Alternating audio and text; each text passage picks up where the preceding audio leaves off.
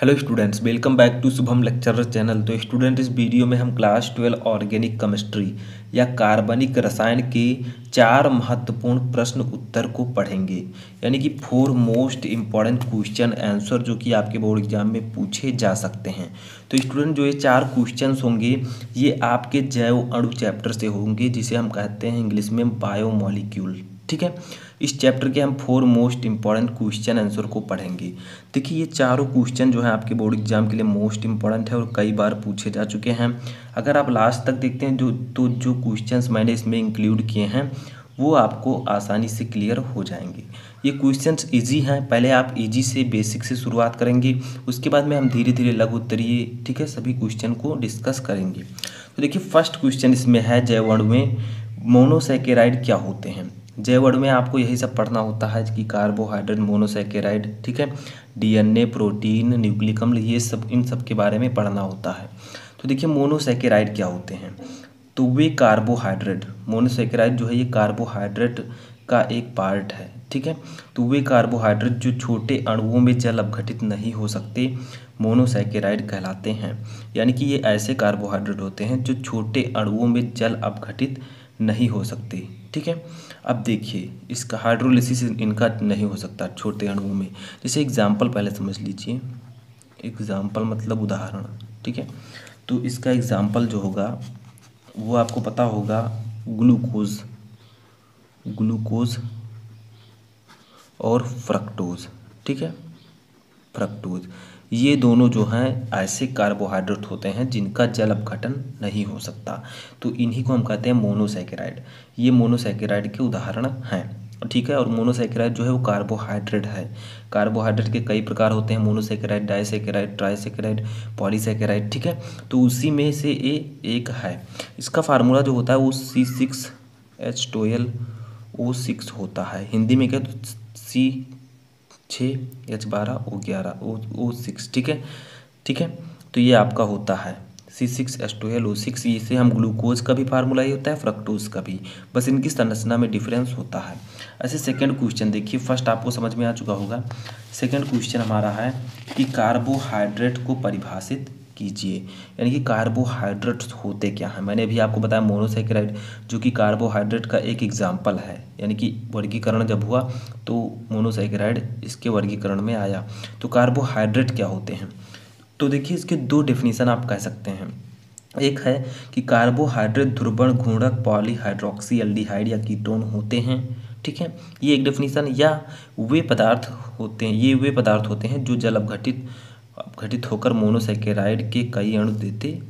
ठीक है, तो कार्बोहाइड्रेट जो होते हैं ध्रुवण घूर्णक पॉलीहाइड्रोक्सी एल्डिहाइड या कीटोन होते हैं, यानी कि इसमें एल्डिहाइड ग्रुप हो सकता है, हाइड्रोक्सी ग्रुप हो सकता है, ठीक है, कीटोन भी हो सकता है। तो ये जो है कार्बोहाइड्रेट्स होते हैं। या दूसरा आप कह सकते हैं कि जो कार्बोहाइड्रेट वे पदार्थ होते हैं जो जल अपघटित होकर, ठीक है, यहाँ पर होकर लिख दीजिएगा, होकर मोनोसैकेराइड के कई अणु देते हैं। जैसे आप लोग एग्जाम्पल में इसके भी समझ लीजिए। एग्जाम्पल जैसे आपका है सुक्रोज। ठीक है, सुक्रोज जिसे हम लोग शर्करा भी कहते हैं, चीनी। ठीक है, C12H22O11। ठीक है,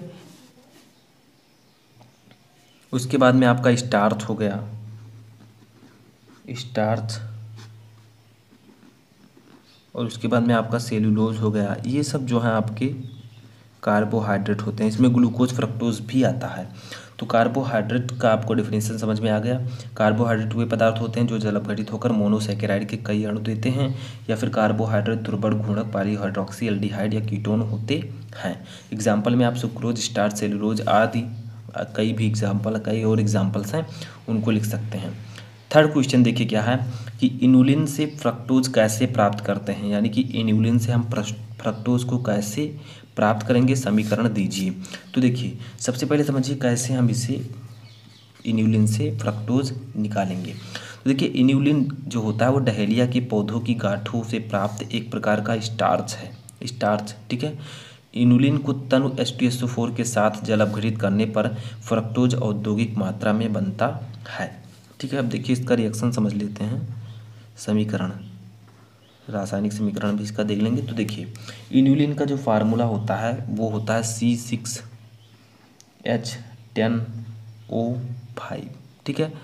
अब देखिए इसकी जो हम N लिख देंगे, यानी कि इन्यूलिन का जो है आपका N है और प्लस NH2O, N है जो ये संख्या को प्रदर्शित करता है कि कितने आपके यहाँ पर ये इन्यूलिन है और कितने जल के मॉलिक्यूल हैं। तो N जो है ये इन यौगिकों की संख्या को डिनोट करता है, ठीक है।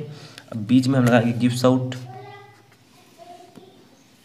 अब देखिए ये आपका दिया गया है कि तनु H2SO4, ठीक है, तनु H2SO4, यानी कि तनु H2SO4 की उपस्थिति में इन दोनों की अपक्रिया होती है। तो आपका बनता है NC6H12O6।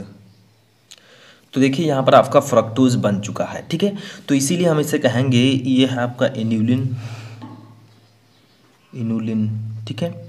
जब इन्यूलिन के कुछ मॉलिक्यूल्स को, N है मॉलिक्यूल्स अणुओं की संख्या, तो जब इन्यूलिन के कुछ मॉलिक्यूल्स को हम H2O के साथ, ठीक है, जल अपघटन, यानी कि H2O है तो जल है, तो इसका मतलब हम जल अपघटन करा रहे हैं, तो ये आपका जल है। जल के कुछ मॉलिक्यूल को लेकर H2O की उपस्थिति में इनका जल अपघटन कराते हैं तो आपका यहाँ पर बनता है फ्रक्टोज, और फ्रक्टोज के भी कुछ मॉलिक्यूल्स यहाँ पर प्राप्त होते हैं, ठीक है। तो N जो है ये इनकी संख्या को प्रदर्शित करता है कि कितने हमने इन्यूलिन लिया है, कितना हमने जल लिया है, ठीक है। और जब हम इन्यूलिन का जल अपघटन करेंगे, यानी कि जल से अपक्रिया कराएंगे H2SO4 की उपस्थिति में, तो हमें फ्रक्टोज मिलेगा, ठीक है। यहाँ पर जो N है ये फ्रक्टोज की संख्या को प्रदर्शित करता है, ठीक है। अब लास्ट क्वेश्चन हमारा आता है। तो देखिए चौथा क्वेश्चन हमारा है कि लिपिड क्या है, इनके प्रमुख कार्य क्या हैं, यानी कि लिपिड्स क्या होते हैं, इनके मुख्य कार्य क्या होते हैं। तो आप लोग तेल का इस्तेमाल करते हैं, ठीक है, फैट जो होता है ये सब लिपिड्स होते हैं। जैसे डेफिनेशन पहले समझ लीजिए, लिपिड क्या होता है, वे वसा, यानी कि वे फैट और ऑयल, वे वसा और तेल जो जंतुओं एवं वनस्पतियों से प्राप्त होते हैं उन्हें लिपिड वर्ग में रखा गया है, लिपिड के अंतर्गत उन्हें रखा गया है, ठीक है। तो ये वे वसा और तेल होते हैं जो जंतुओं एवं वनस्पतियों से प्राप्त होते हैं, ठीक है। जैसे वनस्पतियों, जैसे सरसों का तेल, ठीक है। तो इसी प्रकार से लिपिड जल में अविलेय कार्बनिक पदार्थ है, यानी कि जल में ये विलेय नहीं है, जल में ये पूर्ण रूप से घुलता नहीं है। तो ये जल में अविलेय कार्बनिक पदार्थ है जो निम्न ध्रुवण के कार्बनिक विलायकों जैसे ईथर क्लोरोफॉर्म में विलेय है, यानी कि जो आपका लिपिड है ये जल में नहीं घुलता है लेकिन ईथर और क्लोरोफॉर्म में ये घुल जाता है, ठीक है, उसमें विलेय है। जैसे कुछ महत्वपूर्ण लिपिड इस प्रकार हैं, कुछ महत्वपूर्ण उदाहरण मैं आपको बता देता हूँ। जैसे फर्स्ट है वसा और तेल, ठीक है, वसा और तेल, जो फैट होता है, जो ऑयल होते हैं, तेल होते हैं वो। सेकंड एग्जांपल हमारा आता है फास्फोलिपिड, फास्फोलिपिड, ठीक है। उसके बाद में देखिए हमारा थर्ड एग्जांपल हमारा है स्टेरॉयड, ठीक है। और फोर्थ एग्जांपल हमारा है टर्पीन्स।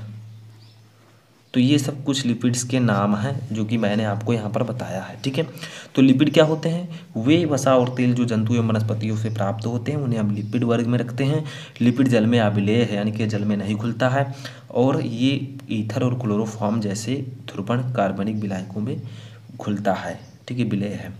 महत्वपूर्ण लिपिड अगर देखें तो वसा और तेल, फास्फोलिपिड, स्टेरॉयड, टर्पीन्स। तो आई होप कि आपको ये चारों क्वेश्चन इस चैप्टर के आंसर के साथ समझ में आ चुके होंगे। इसका PDF भी मैं डिस्क्रिप्शन में दे दूंगा, वहाँ से जाकर आप लोग डाउनलोड कर लीजिएगा।